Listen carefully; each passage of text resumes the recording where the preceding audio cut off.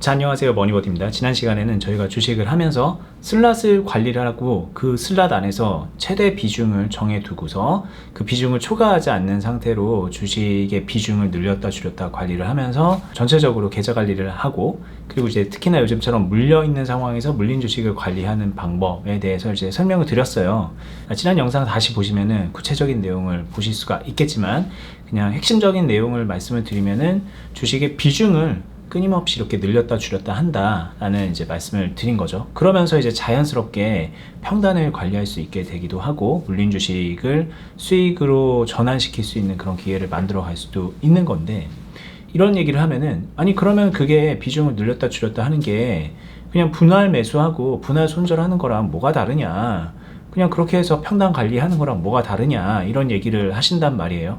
물론 표면적으로 보자면 손절을 한 번에 하느냐, 여러 번 나눠서 해가지고 비중을 이렇게 띡띡띡 줄이느냐, 추가 매수해서 비중을 늘리느냐, 그렇게 볼 수 있는 거잖아요. 그러니까 그냥 당신이 하는 주식은 그냥 우량한 주식을 사서 분할 매수를 하고 잘 안 풀릴 때는 분할 매도 혹은 분할 손절을 해서 그렇게 리스크 관리를 하는 거 아닙니까? 라는 얘기를 하시죠. 물론 아주 쉽게 말하면 틀린 말은 아닙니다. 그런데 제가 이 얘기를 왜 이렇게 열심히 하느냐, 기본적으로 뭔가 맥락이 좀 어긋나 있기 때문인 것 같아요. 표면적으로는 분할 매수할 수 있고 좀 손실 상황에서 분할 매도하면서 손절 칠 수 있죠.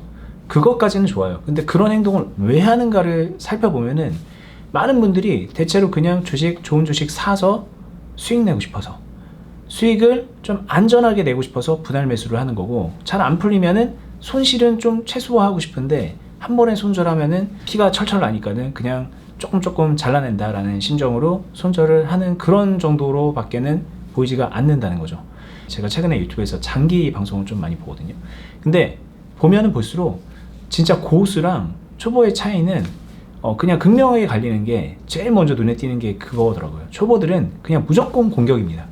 저도 이제 장기 초보지만 장기 들 때 공격 안 하면 재미없거든요. 수비하려고 그러면 어떻게 하는지도 잘 모르겠고, 공격을 하는 데만 혈안이 돼 있죠. 그래서 상대편의 포진을 잘 보지 않고 내 것만 봅니다. 내가 어떻게 뭘 공격을 할 수 있나, 그런 것만 보는 거예요. 주식도 정확하게 비슷한 것 같습니다. 뭔가 비슷한 행동들을 해요. 당장 수익 내고 당장 공격하려고. 근데 기본적으로 주식을 하는 데 있어서 수익을 내려면 어떤 과정으로 수익을 내는가 라는 게 이제 중요한데, 좀 만들어가는 그런 큰 그림이 필요하거든요. 근데 그때 기본적으로 여러분들이 반드시 이해하고 있어야 되는 게 파동이라는 생각을 해봤습니다. 파동, 뭐 어떤 주식이든 간에 실적이 좋은 주식이냐 나쁜 주식이냐, 우량주냐 소형주냐, 뭐 이런 여러 가지 그런 거 다 모두 다 포함해서 모든 주식은 이 파동을 그리면서 주가가 오르고 내립니다. 오르는 게 있으면 내리기도 하고, 많이 오르는 그런 파동을 만나기도 했다가 많이 떨어지기도 하고, 많이 올랐다가 조금 떨어졌다가 조금 오르는 것 같다가 더 떨어지고, 이런 식으로 오르고 내리는 게 물결처럼 파동 모양을 그려가죠. 우리가 이제 수익을 만들어낸다라는 것은 이 파동 안에 내가 매수 포지션을 잡아놓고 내 매수 평단가, 내 매수 가격보다 올라간 이 상승 파동 사이클에서 매도를 해서 수익을 챙기고, 하락 사이클에서는 뭐 때로는 그냥 버티면서 기다리기도 하고, 때로는 추가 매수를 하면서 내가 이제 평단을 낮춰서 이 파동의 안쪽으로 들어가려는 노력도 해야 되는 거고요. 그게 좀 어려우면은 비중을 줄여가면서 차후에 더 이제 평단을 낮춰가면서 파동에 안착할 수 있는 그런 노력을 해줘야 된다는 거죠. 최근에 이제 그 큰 폭의 하락을 맞으면서, 뭐 최근도 아닙니다. 작년부터 1년 동안 계속 이어져 온 큰 하락, 그리고 최근에 덧붙여진 어마어마한 이 하락세에서 파동의 안쪽에 주가를 위치해서 보유 주식을 가지고 있는 분들은 매우 드물 거예요. 최근에 그냥 그 주식을 산 게 아니라면은 몇 달 동안 보유를 하고 있었다 그렇다면은 대부분은 이 파동에서 내 현재 주가가 좀 거리감이 있는 상태일 겁니다. 가장 중요한 건 뭐냐면요, 여러분들이 이 상황에서 나 그냥 어떻게 하면 이 평단 낮추지? 지금 마이너스 40%라고 돼 있는 거 어떻게 하면 마이너스 10% 안쪽으로 줄일 수 있지? 물을 열심히 타야 되나? 이런 고민이 아니라, 자, 어떻게 하면 내가 앞으로 이어져갈 이 주가의 파동 안쪽으로 안착할 수 있을까? 라는 그런 고민을 하셔야 되는 거예요. 파동 안쪽으로 들어가는 거는 당장 안 해도 됩니다, 여러분들. 사실 당장 안 해도 돼요. 우리가 이제 최종적인 목적은 손해 안 보고서 수익으로 마무리하면 되는 거잖아요. 당장 수익이 안 나는 거는 아쉽지만 좀 시간이 걸리더라도 내가 그 파동의 안쪽으로 들어가야겠다라는 생각을 해야 되는 거고, 그러려면 이 앞으로 주가가 어떤 흐름으로 어떤 파동을 그려갈까에 대해서 많은 관심을 가져야 되고 그걸 계속 끊임없이 트래킹해야 돼요. 많은 분들이 이거를 몇 번 물을 타서 비중을 꽉 늘려놓은 다음에 그런 다음에 파동 안쪽으로 들어갔다고 생각을 하는데 어김없이 그 파동이 밑으로 도망가면서 다시 거리가 벌어지고 그러면서 물리는 금액이 더 커지는 그런 경험을 하거든요. 몇 번의 그 노력만으로 그걸 맞추려고 하고 그게 틀렸을 때 더 이상 내가 할 수 있는 카드가 없어지게끔 주식을 하니까 그런 거예요. 근데 제가 지난 영상에서도 말했듯이 우리는 이 주식을 보유하고 있는 내내 비중을 계속 관리를 할 거라고 말씀을 드렸잖아요. 왜 관리를 하느냐, 이게 제일 중요한 건데 결국은 파동의 안쪽으로 들어가기 위해서 계속 관리를 한다는 거예요. 근데 물론 이제 우리가 주식을 하다 보면 계속 물리는 것만 있진 않잖아요. 수익을 계속해서 만들어낼 수 있는 수익의 기회가 끊임없이 오는 상황도 만들어져요. 대표적으로 상승 파동이 그려질 때, 그럴 때 그 상승 파동이 그려지는 상황에서도 야 올라간다 계속 존버하면서 내 수익률 올라가는 걸 이렇게 구경하고 있다가 언제 팔지 그렇게 고민하는 게 아니라 이 상황에서도 마찬가지로 제 주식의 보유 비중을 늘렸다 줄였다를 컨트롤하면서 이 파동의 안쪽으로 따라 들어가면은 기본적으로 수익이 계속 만들어지면서 추가적인 수익을 만들어낼 수 있는 가능성까지 만들어갈 수 있거든요. 물론 주가의 파동은 분봉으로 보면 자잘자잘한 파동도 있고 일봉으로 보면 조금 더 큰 파동이 있고요. 주봉이나 월봉으로 보면 정말 더 거대한 사이클의 그런 파동이 있거든요. 어떤 파동을 가지고 내가 비중을 늘렸다 줄였다 선택을 하느냐, 어떤 전략으로 내가 접근을 하느냐에 따라서 이 하는 행태는 굉장히 달라질 수 있지만 어쨌든 본질적으로는 이 파동의 안쪽에서 리스크를 관리하고 수익을 극대화시키는 게 필요하다. 이 파동의 개념이 없으면은 몇 번 정도는 주가 평단을 이렇게 낮춰 나가지고 물 타가지고 혹은 좋은 타이밍에 들어가가지고 수익을 크게 낼 수도 있지만 연속성이 떨어지기 때문에 주식으로 우리가 큰 부를 쌓긴 어렵다라는 얘기를 해드리는 거죠. 오늘 주제는 그냥 말로만 하기에는 조금 약간 이해가 어려울 수도 있는 것 같아서 간단하게 차트를 같이 보면서 여러분들께 파동에 안착한다는 게 뭔지, 아까 말했듯이 작은 파동과 큰 파동을 보면서 전략을 세운다는 게 뭔지 한번 좀 여러분들께 간단하게 설명을 드리고 이해를 돕는 시간을 가진 다음에 영상을 마무리해 볼게요.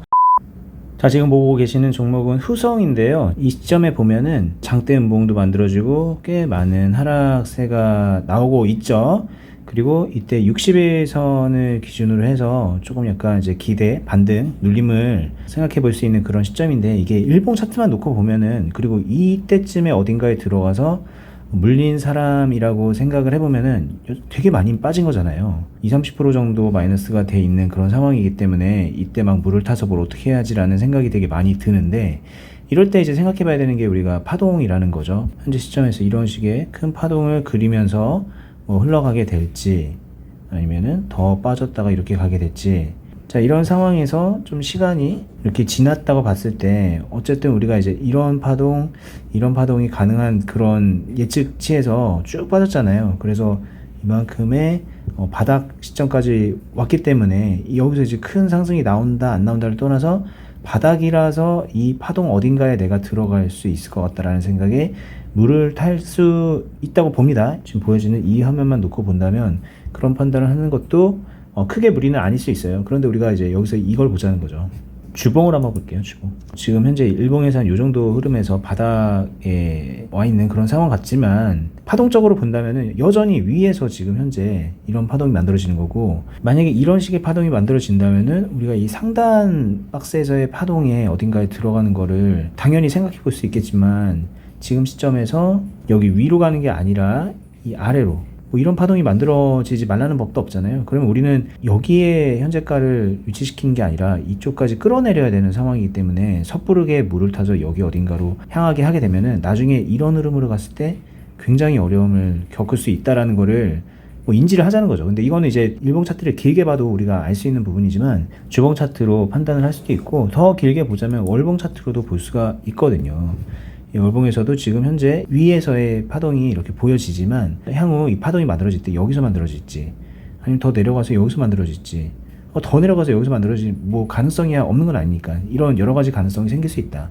물론 여기 위로 올라가는 것도 가능은 합니다. 그런데 우리가 이제 되게 시야를 좁게 잡으면 내가 파동 안에 들어간다라는 거를 현재 가격을 기준으로 해서 근처의 파동만 생각하게 되는데 이 주가라는 거는 늘 내가 생각한 대로만 움직이는 게 아니다라는 거를 이런 차트만 보고서도 쉽게 알 수가 있는 거죠. 물론 여기까지는 쉽게 알 수 있지만 이 이후에 어떻게 흘러가는가, 흘러가는 상황에서 대응을 어떻게 하는가는 또 전혀 다른 차원의 얘기이기 때문에 그 부분은 이제 또 다른 영상들을 보시면서 좀 더 배워보시면 좋을 것 같습니다. 자, 팜스토리라는 종목을 같이 보고 있습니다. 이 일봉 차트인데요. 자, 이 종목 아마 지금 제가 모르긴 몰라도 현재 시점에서 물려있는 분들도 꽤 많이 있을 거라는 생각이 듭니다. 그냥 단순하게 주가가 이렇게 떨어졌다. 그래서 내가 물렸다.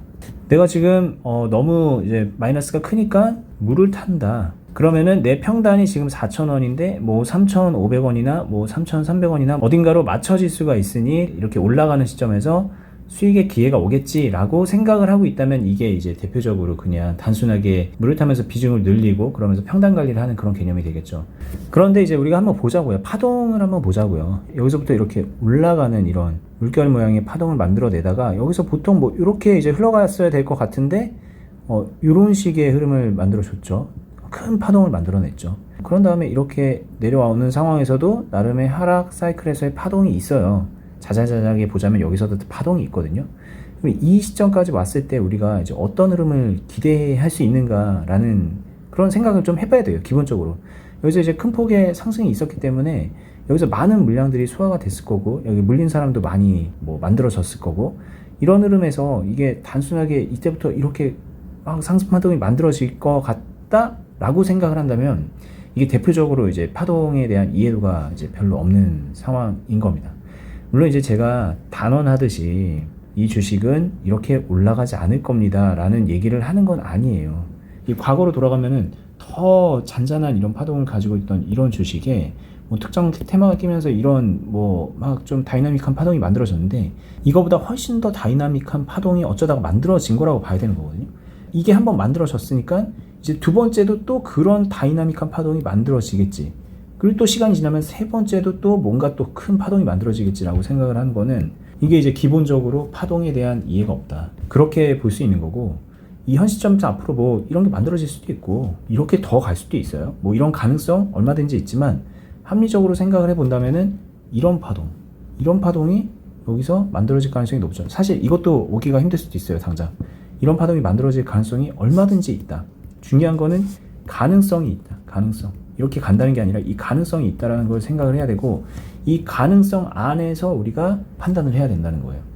1번으로 간다, 2번으로 간다는 굉장히 좀 극단적인 케이스이기 때문에 여기서 기다리면은 그냥 손실복구가 될 것이고 2번의 케이스에서는 기다리다 보면은 나에게 정말 절호의 매수 기회가 올 것 같잖아요. 그러니까는 이제 물 안 타고 기다리면 될 것 같은데 이 3번으로 봐 이런 흐름으로 갈 때 사람의 진을 빼놓고서 이렇게 재미없는 이런 흐름으로 갈 때 내가 파동에 안착을 하려면 어떻게 해야 될 것인가?